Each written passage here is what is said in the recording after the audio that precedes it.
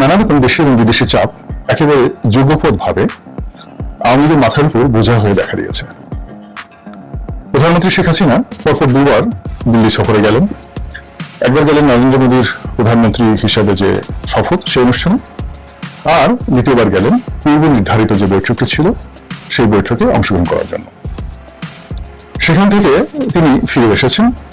আজকেও দিন বিকেলবেলা প্রধানমন্ত্রী গতানুগতিক সংবাদ সম্মেলন করবেন।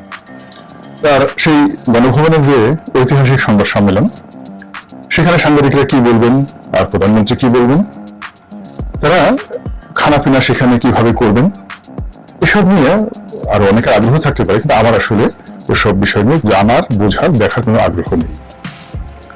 এখন আমাদের বাংলাদেশের যে প্রধানতম সমস্যা সেটি হলো টাকার সমস্যা, এবং সেই টাকার সমস্যাটা খুব শক্ত দিয়ে হবে না। প্রকল্পের ভিত্তিতে বিশ্বব্যাংক, IMF বা জায়গা, ADB, IDB এখান থেকে যেভাবে আমরা ঋণ পাই, এই ঋণ দিয়ে হবে না।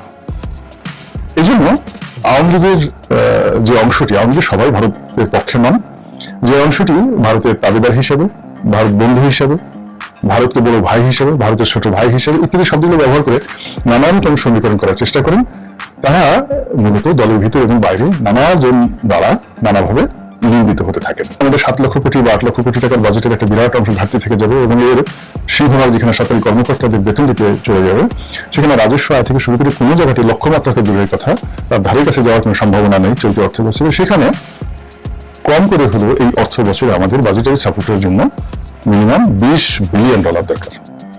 আর সেই $20 বিলিয়ন বিভিন্ন মাধ্যম থেকে আনার জন্য সবচেয়ে বড় ক্ষেত্রটি হল চীন।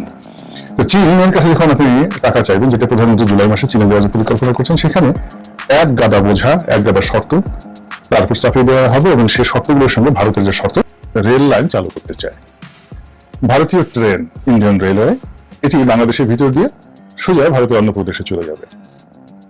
তো এই বিষয় নিয়ে কথাবার্তা হচ্ছে, বাংলাদেশ এই অনুমতি দেবে কি দেবে না, করবে কি করবে না, সমঝোতা স্মারক কিভাবে স্বাক্ষর হয়েছে এবং সেটা চুক্তি কিভাবে বাস্তবায়িত হবে, এসব বিষয় নিয়ে হাজার রকম প্রশ্ন বিভিন্ন জায়গাতে উত্থাপিত হচ্ছে। এবং আমাদের দেশে আওয়ামী বিরোধী যারা শক্তি রয়েছেন, তারা এটা নিয়ে যা মুখে আসে তাই বলে যাচ্ছেন, এবং ভারতের যে বিরোধী পক্ষ আন্তর্জাতিক অঙ্গনে রয়েছেন, তারাও এই যে বাংলাদেশের ভিতর দিয়ে ভারতের যে রেলপথ চালু, এটি মেনে নিতে পারছে না।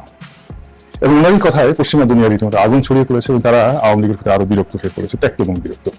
তো এই সকল সমস্যা নিয়ে যত বেশি জনগণ আলাপ আলোচনা করবে, তত বেশি জনরোষ বাড়বে, এবং তত বেশি সরকারি কর্মকর্তা কর্মচারীদের যে মনোবল, এটা ভেঙে যাবে। এবং সরকারি কর্মকর্তা কর্মচারীদের মনোবল যদি ভেঙে যায়, আওয়ামী লীগ সরকার কোনো অবস্থাতে টিকতে পারবে না।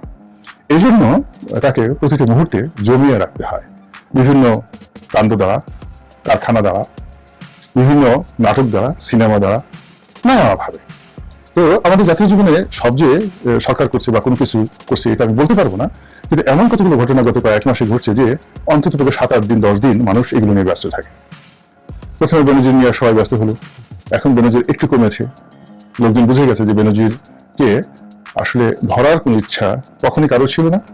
বেনজির যদি স্বেচ্ছায় দয়া করে ধরা না দেন, দুদিকে না আসেন, তাহলে তার একটা প্রশ্ন স্পর্শ করার মতো অবস্থানে তিনি এখন আর নেই। এখন উত্তেজনার মধ্যে, আলাপ আলোচনার মধ্যে সত্যিকার অর্থে একটা বাজেট পাস হয়ে গেল। বাজেটের লোফলগুলো কি, টাকা কিভাবে চলবে, টাকা কিভাবে গেল, শেয়ার মার্কেট থেকে এই কয়েকদিনে কত হাজার কোটি টাকা লুটপাট হয়ে গেল, শেয়ার মার্কেটের দুর্দশা, এবং এটা যে আর জীবনে দাঁড়াতে পারবে না, এই বিষয়গুলো নিয়ে যে চুলচেরা বিচার বিশ্লেষণ করা হতো স্বাভাবিক অবস্থায় থাকলে, সেইগুলো করা হচ্ছে না।